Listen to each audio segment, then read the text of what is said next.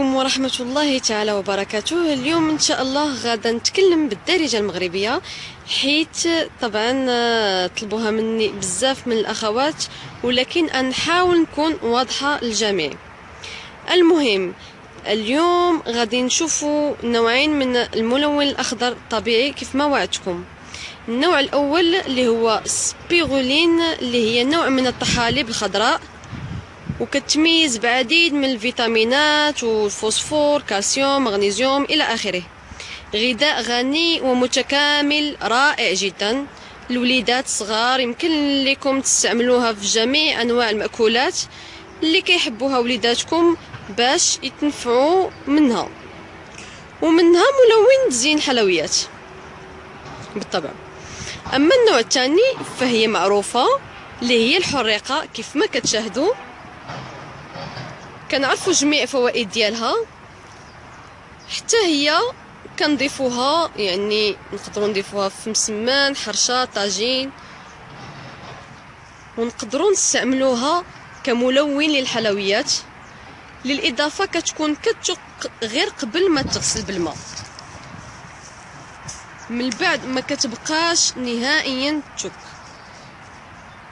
كيف ما كتشوفوها كنحيدوا ليها الوريقات وكنخليوها تيبس في الظل ماشي في الشمس، وكنطحنوها وكتصبح بحال هذا الشكل هذا. ها هي عندي هنا واجده كيف ما كتشوفوا،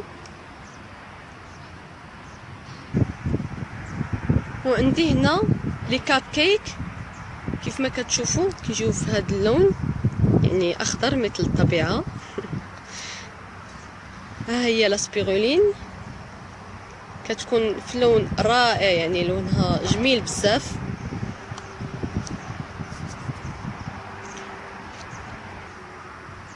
غادا نزين هنا لي كاب كيك بكريمه الزبده اللي غادا نضيف ليها سبيرولين، ونشوفوا النهايه.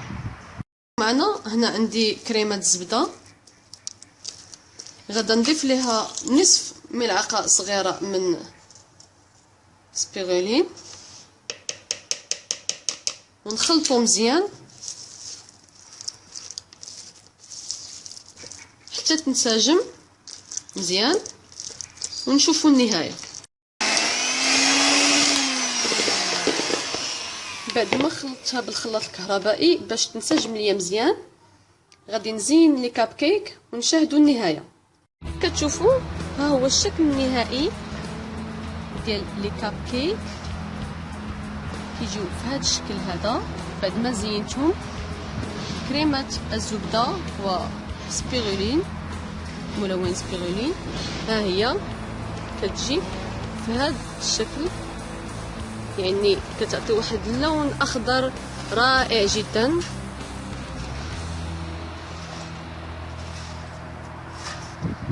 ما تنساوش تابوناو وديروا جيم، وشكرا.